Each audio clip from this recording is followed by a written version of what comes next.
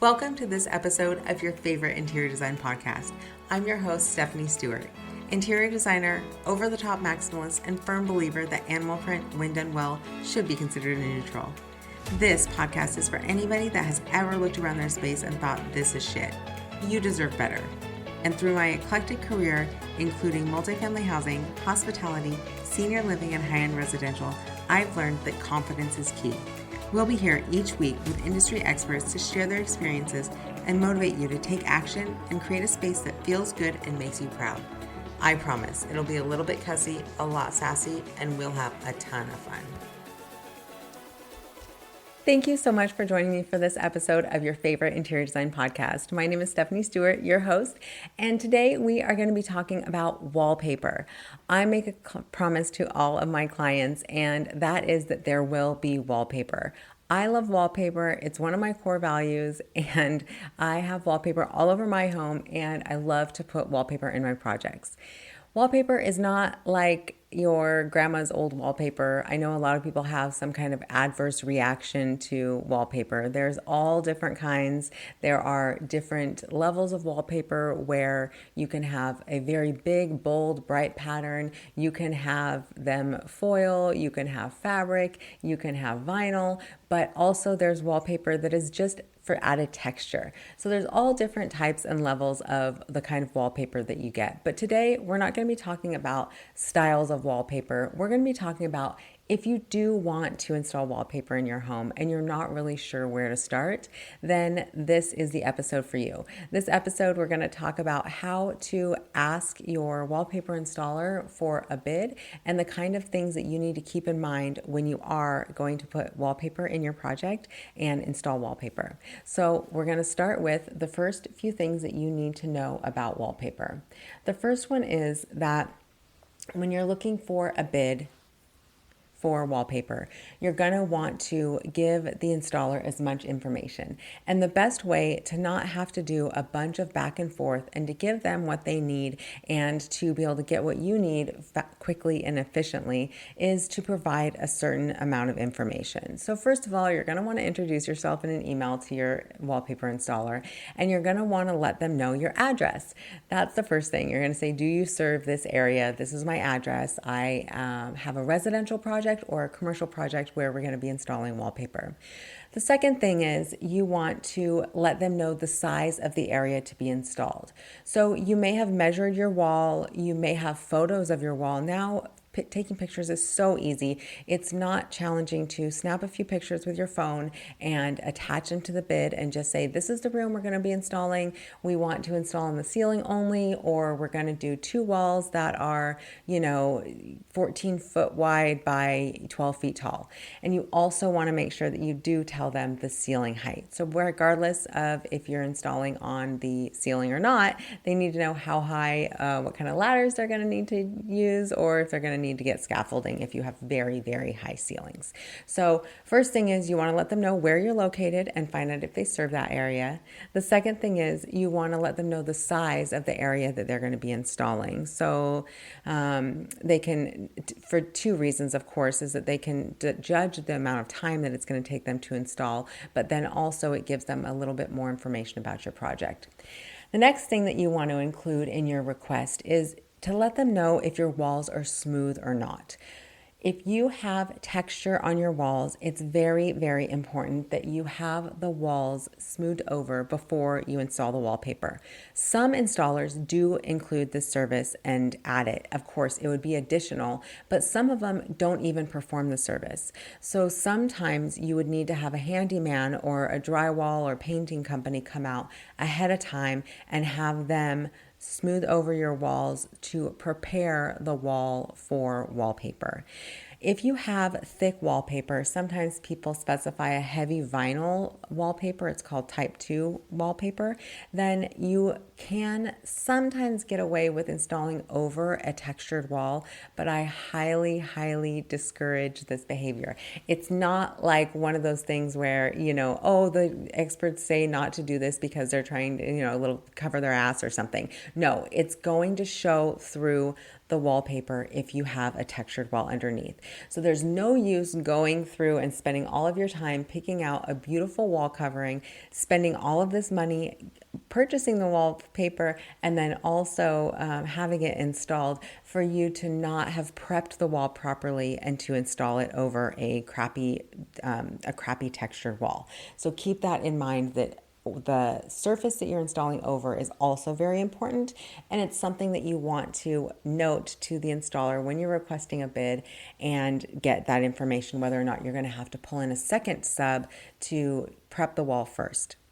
Another thing to note is that if you are building a new home or if you're doing a remodel, you want to note which walls are going to get wallpaper ahead of time, because then your contractor will not texture them, number one, but also they will not paint them. They will leave them completely prepped for level 5 smooth walls, prepped for wall covering, and they won't receive any texture or paint, and so they'll just be ready to go for the installer. You don't want to have to do double duty. So besides giving your address, the size of the project, you also want to make sure to check in if the walls are prepped and let your installer know if that's an add-on, if they do it, and how you're going to get ready for them to show up that day for installation. The next one is, I kind of touched on this, is to have any pictures. So any pictures of the space that you're installing in, you want to include for the installer to give you the quote.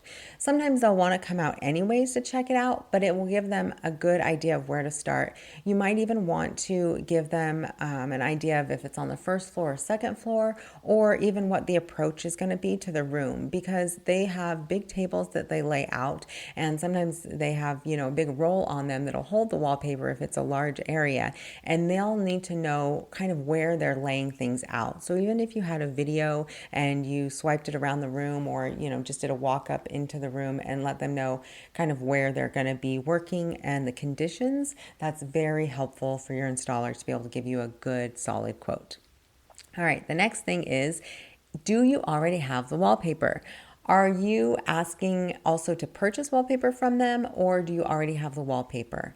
And if you do already have the wallpaper, or even if you don't, but you already have it picked out, it's a really, really important fact to let them know what wallpaper you're going to be installing.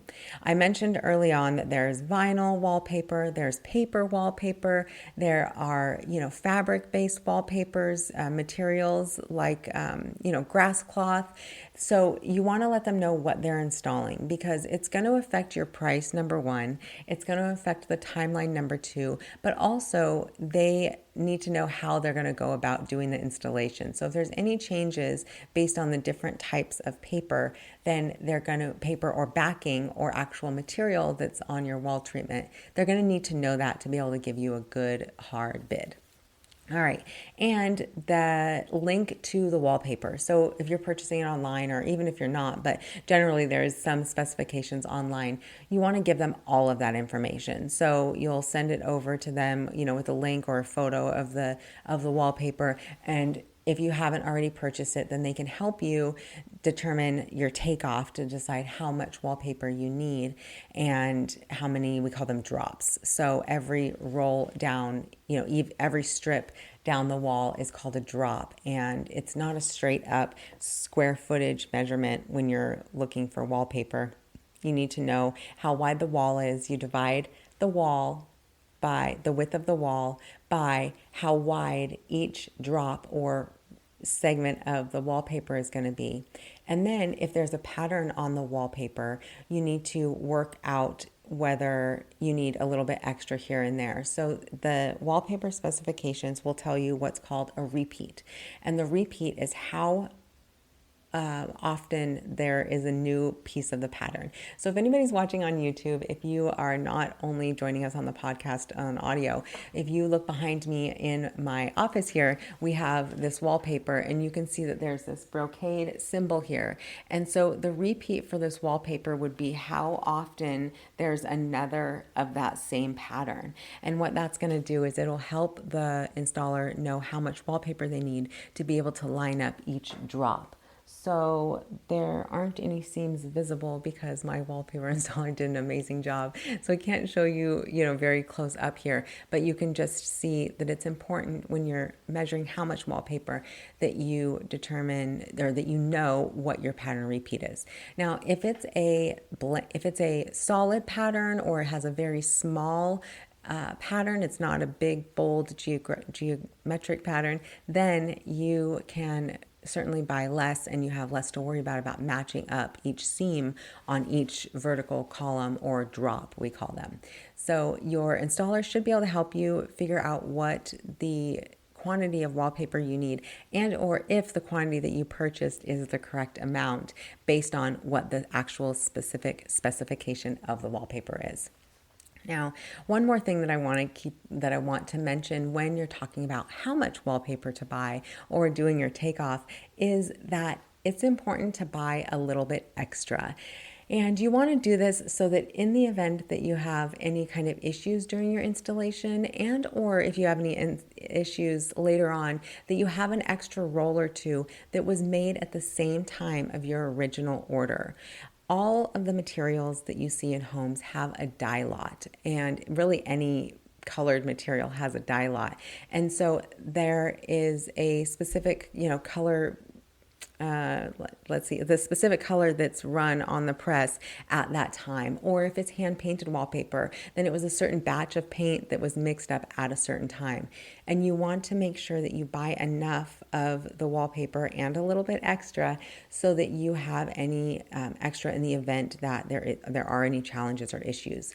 If you were to purchase your wall covering and put it up and say that you measured wrong and you need an extra roll, there is no guarantee that buying one extra roll at a different time is going to be the same exact color. So there could be a little bit of shade variation, or you could have just a little bit, some of it could be striated, or there could be a light or dark. It just depends, but there's no confirmation that you'll get the same dye lot.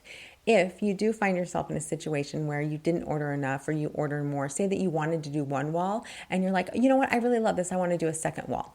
Well, if it's not on the same exact surface, if they're adjacent surfaces, it might be okay. They might not matter because the light will reflect differently off of the others. But if you do need to make another additional purchase for the same area, I would highly recommend reaching out personally to the company. Even if you're ordering online, reach out to customer service and let them know your first order number and ask them if they have any that are in the same dye lot that they sent you on the first order. And the company should know that. So there's a chance that this wouldn't be possible if you are ordering custom made to order, potentially if you're ordering something digitally printed, that they're printing it on demand as you order, then there isn't anything that was sitting on the shelf from that previous run. But if you're ordering from a large warehouse manufacturer, wallpaper manufacturer, then there isn't a chance that you can get the same dye lot and that there is more sitting around that was made at the same time. So those are the few tips that I wanted to give about wallpaper. If you are going to go it alone and you want to kind of step out, these are some things that will help you not get tripped up and not to be scared. I want everyone to be confident in their interior selections, and I want you to feel comfortable making some bold choices and to branch out and try something different. So when you're selecting wallpaper, keep in mind to, reach out to your installer and let them know your location. Let them know the size of the area that you want to install, including the ceiling height. Make sure that you let them know if the walls are prepped or the condition of the walls, or if they need to add it to the quote, or if they don't do the wall prep, that you make sure that you have someone come out ahead of time to do the wall prep and that you get that additional quote.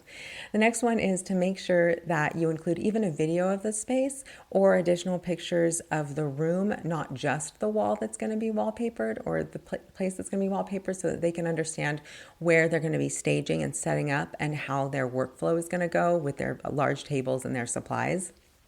And if you already have the paper, if you don't, if you know what paper you want to have installed to make sure to give them the complete full specification. So a link to the spec online would be great, or let them know that you don't have a wallpaper selected and you either need their help or you need a recommendation for somebody to help you find what the wallpaper is. And the last one is to remember the repeat on the wallpaper, to look up all the specifications to make sure that you get enough and order the right amount at the first time that you order, so that you make sure that you don't have any issues with your dye lot, and that you have some, we call it attic stock, that you have an extra roll or two in the closet or the attic for a rainy day. If you run into the wall, if you have a hole in the wall, if you get a scrape on it, and you need to repair a portion of your wall that has wallpaper. So I hope that these tips have helped you out with your wallpaper selections, to give you some confidence and give you the opportunity to go and install some wallpaper in your home. Thanks for joining me on this episode of your favorite interior design podcast. Thank you for joining us today. If you loved this episode, please take a moment to leave a 5-star review on your podcast app. You'll be entered in our monthly giveaway for a special gift. Share this episode by taking a screenshot and sharing it on your favorite social app. And don't forget to tag us at Stewart Design Co. and let your friends know where they can get interior design support too. Remember, a year from now, you'll wish you had started today.